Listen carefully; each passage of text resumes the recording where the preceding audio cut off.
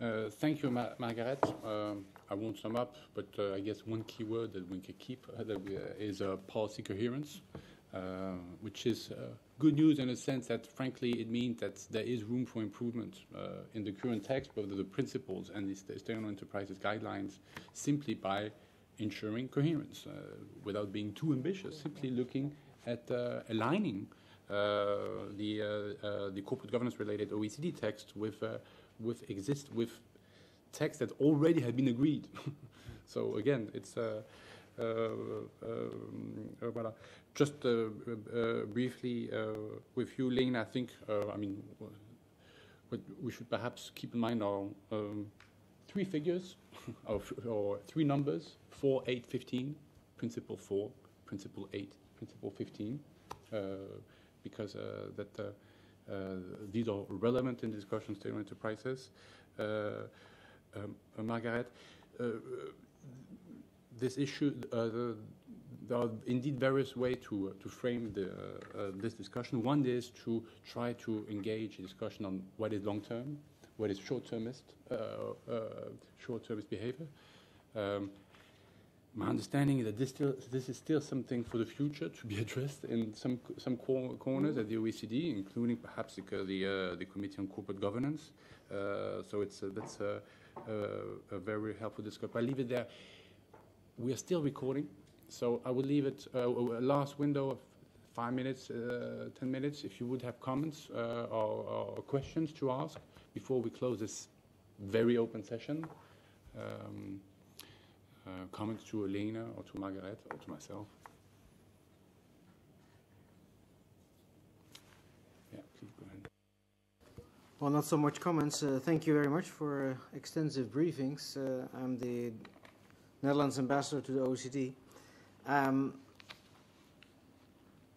As a relative newcomer to at least to these guidelines, of course I knew that they existed and that they were being revised and reviewed, but I mean I haven't seen all of these texts that are here floating around. But I would be very interested, in specific, if you will, specific proposals. I see that TUAC has specific proposals, but also from the speakers. So I think Ms. Wendland said, well, I haven't really tried to relate my views and my presentation to what is being proposed, but I mean, if you at some point would be able to do that, I think that would be helpful, and I think the same for Ms. Wagenveld. So I think any outside counseling or advice that we can get on very specific proposals on how to improve this policy coherence would, I think, be highly welcomed by at least by my government, but I'm sure by many of my colleagues as well. So I don't know if you have already any top priority there if you look at it right now, or whether that is for a later stage. Thank you.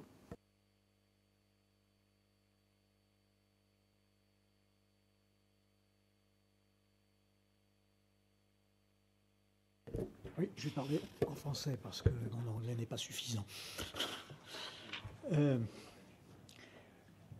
Oui, je voudrais poser la question concernant les politiques de rémunération des dirigeants dans les entreprises. Bon, l'actualité est quand même assez marquée par un certain nombre de dérives en la matière. En matière de gouvernance d'entreprise, est-ce que finalement il n'y a pas un obstacle avec la question de la rémunération des dirigeants?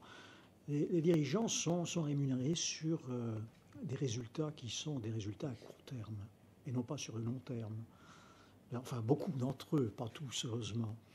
Et je me demande si il ne faudrait pas prévoir des règles précises en matière de rémunération des dirigeants, parce qu'on ne sait pas toujours comment les décisions sont prises.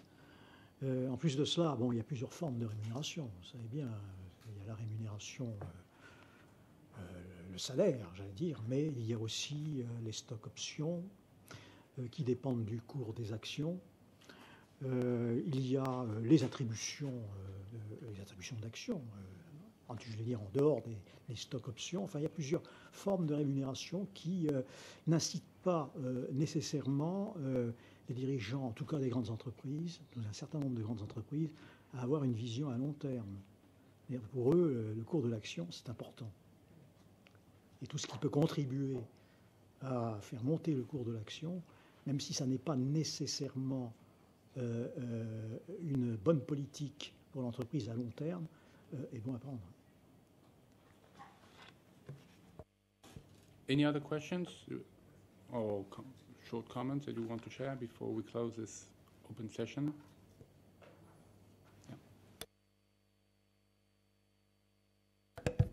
Yes, two comments which might solicit replies, hopefully. By the way, I'm Sean Bamford from the TUAC, the British Trade Union Movement, just so you know where I'm coming from, quite literally.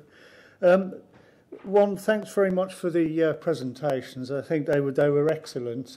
Probably a bit late in the afternoon for me personally, but certainly Ruggie was laid bare for me. Two comments. I mean, in the UK at the moment, we've got this draft legislation on modern slavery bill, so there's a great deal of discussion around this area, and indeed a lot of support from major retailers to ensure that slavery is indeed squeezed out, not just their supply lines, but the supply lines of their competitors. But there's two issues particular that's bedeviling us. One of which is, there is still the issue about, do you pursue soft or hard law? And in some of these areas, there is soft law because, you've got these standards, but in many instances, it's not backed up by any mechanism for enforcement. So it's okay if you can capture them via OECD and national contact points, but you can't always do that. There's big gaps. So there is often an issue in some of the worst circumstances that you can't actually enforce this soft law. The other area is, I say, we're having these discussions with employers through the Ethical Trading Initiative in particular, and big employers, and they thoroughly agree, by the way, that the smaller guys should not be let off the hook. There should be an even playing field for everyone competing within the economy. But a lot of the issues is around. You talked about reporting. What sort of reporting should that take? It's important for a number of reasons, not least of which the idea of transparency. So the likes of NGOs, so the likes of trade unions can actually point the finger and say, what are you doing here?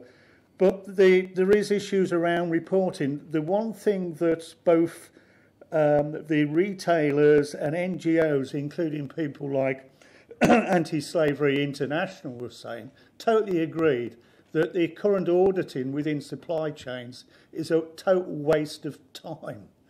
So, the then discussion is what would be effective. And we didn't get too much into the detail, but one of the areas was, where are you sourcing? What part of the world are you sourcing your business from? Because as Anti-Slavery International is saying that, forced labour is endemic in certain parts of the world. So you're getting more into a risk assessment sort of situation rather than just tick boxes. Thanks, Sean. Do we have other questions, comments? Bon, Margaret, Lane, good luck. My understanding that you're asking now 4 brief questions. One is, are you going to actually do some work participate in the review process? It's easy with these state-owned enterprises guidelines because there's a public consultation regarding the principle of corporate governance. I don't have the answer since there's no public consultation yet, but we should for sure try to push. There was a question from my colleague from the French Union Force Ouvrière on executive remuneration. Doesn't it all boil down to? I mean, it's nice to have a discussion on human rights, but at the end, isn't it about bread and butter issues around executive remuneration? And then Sean, perhaps you, I mean, who commented both on this soft versus hard law distinction, and then how to move beyond just transparency and make sure the reporting become a effective risk assessment tool. I mean, that's how I understood, among others, the questions. I can maybe try to reflect initially and then push over to Margaret. On the first question about providing, we'll try and see. I mean, if we, as the UN Human Rights Office, it's a bit of a process to submit official comments, but it's certainly something that we would be interested in doing. We are doing and can do potentially.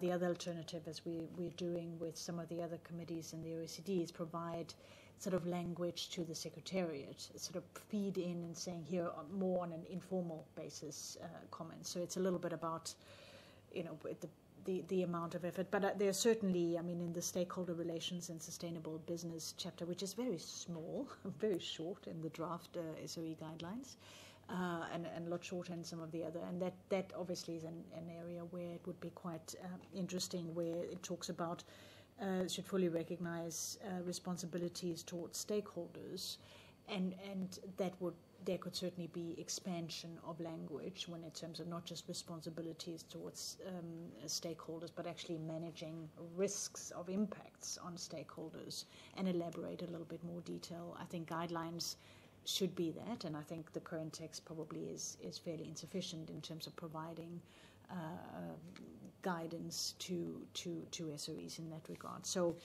anyway, we'll certainly try to, if not officially, then through the Secretariat, to at least provide some input.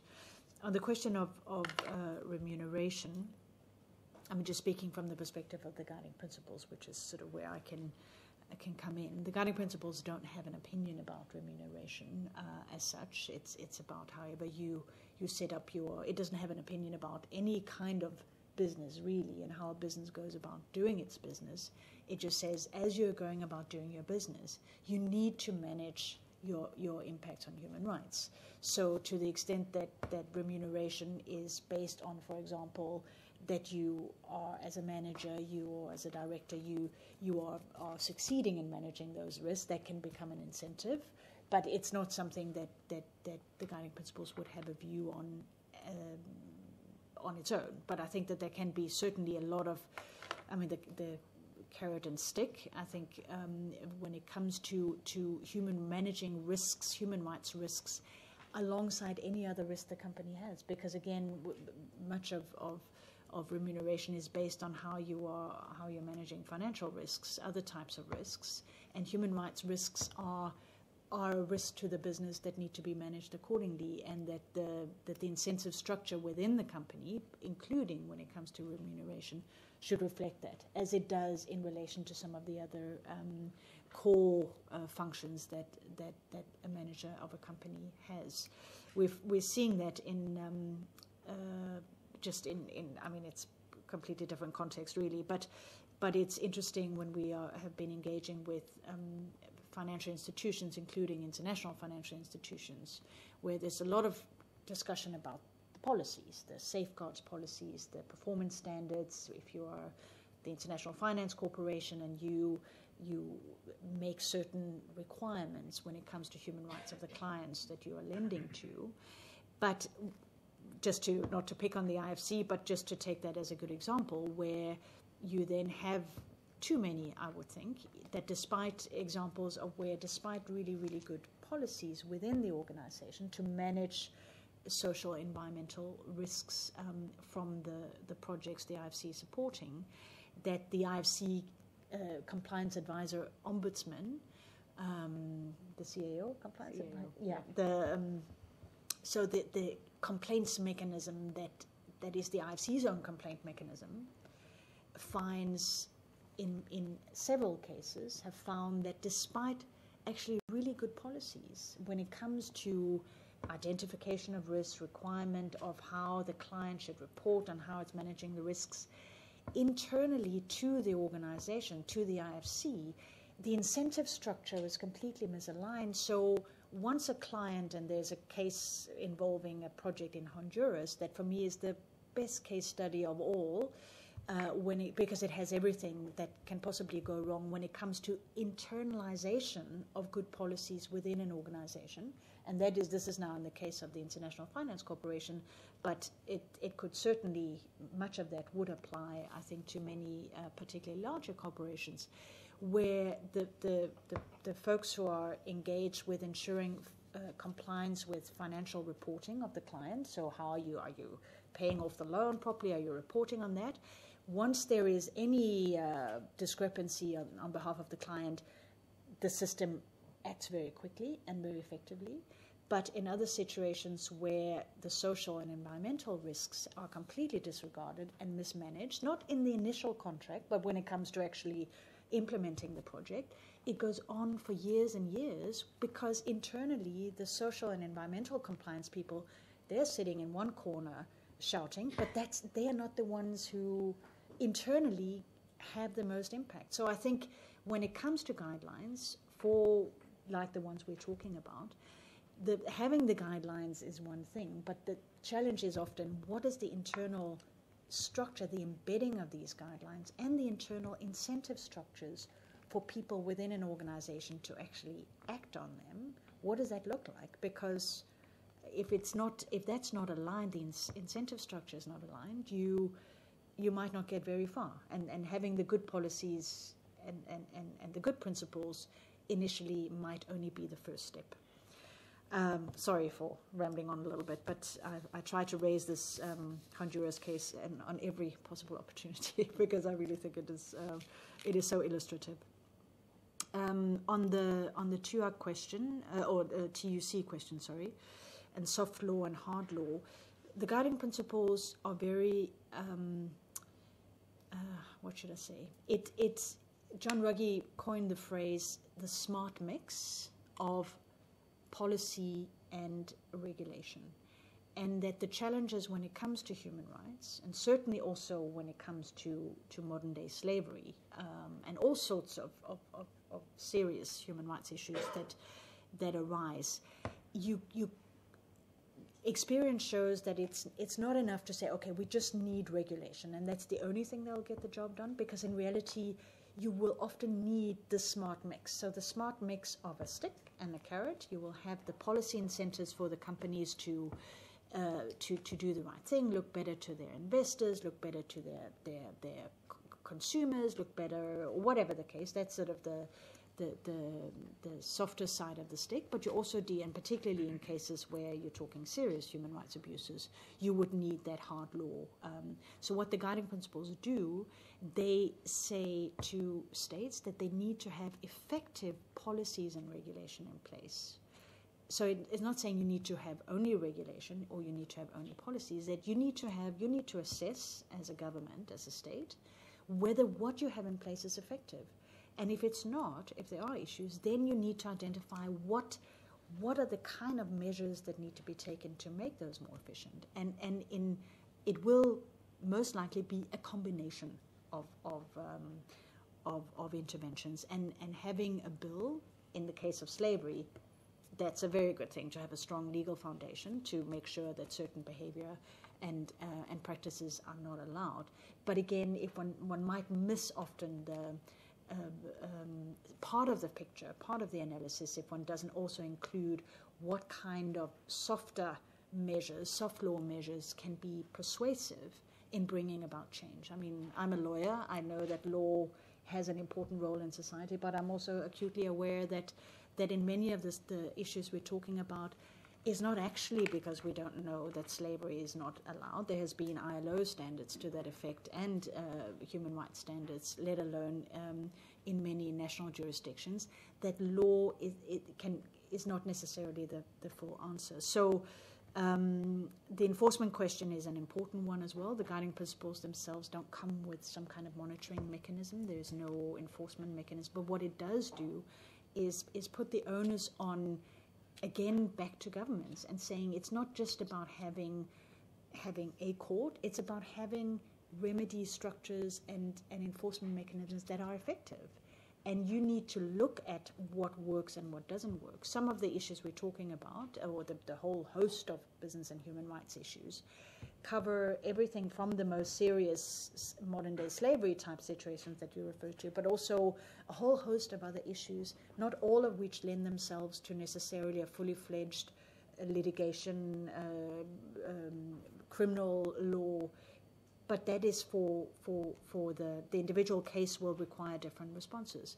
And the question is it effective in providing the remedy that victims have a right to do? And I think you're absolutely right that when it comes to some of these issues related to extended supply chains and some of the grave human rights risk in the area of child labor or forced labor, enforcement and accountability is very difficult, and there's certainly a way to go in order to ensure that victims have access to an effective remedy and enforcement in those cases. So I think that's still work in progress. I can just plug that we have actually, as OHCHR, launched a process this year where we're looking specifically on how to, and it's a consultative process, to enhance getting more clarifying and legal and practical barriers in access to effective remedy for gross human rights abuses, and looking at how to improve domestic law mechanisms to get better enforcement, accountability, and remedy in those cases. So that's a work stream a process that we have launched, looking into the kind of challenges that you were alluding to. Sorry. Okay. I'll leave the ETI question to you. Okay. The auditing question. Just quickly in terms of comments for the ambassador, yes, we are a think tank, so we definitely will certainly be putting in comments on the SOE. And on the corporate governance, I came thinking that I would find out when we could put comments in. As I suppose as one of the countries that's as part of the process, I guess, there are different countries, I guess, can ask to have the process opened up for stakeholders. And if not, maybe we try to put comments in anyway to see where they land. So that, on that point, I would say yes. I think in terms of remuneration, there's a lot of discussion going on this point, you probably know, in terms of legislation, and the EU is discussing it.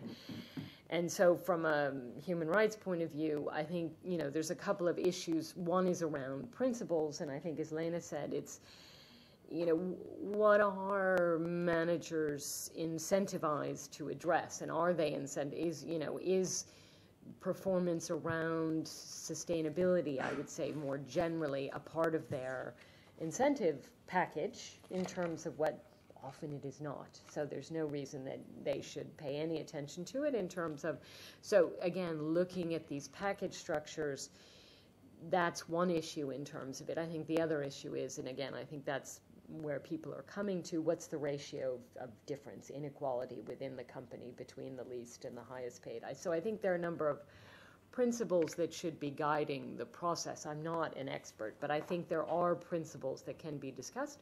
But I would also agree that I think that's an area where there's probably principles, but I think at some point there's legislation.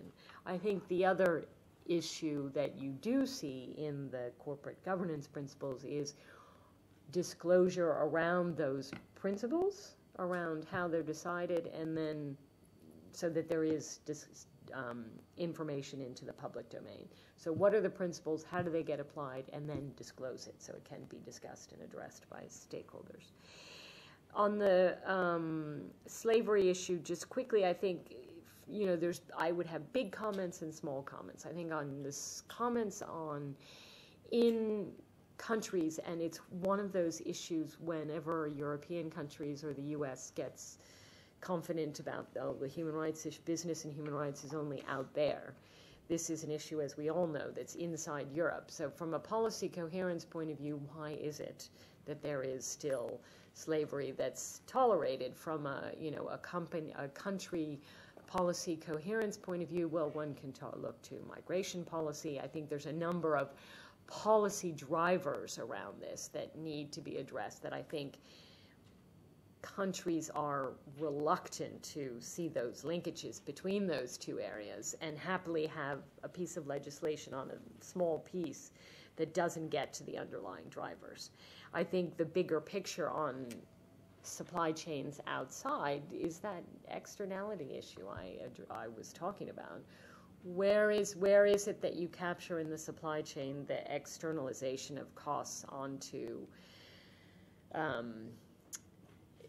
communities and workers in other countries that don't have the regulatory framework that starts to capture even some of the most basic issues that you would expect in an employment relationship and have no social protection system in place, for example, that you would expect, much less addressing issues.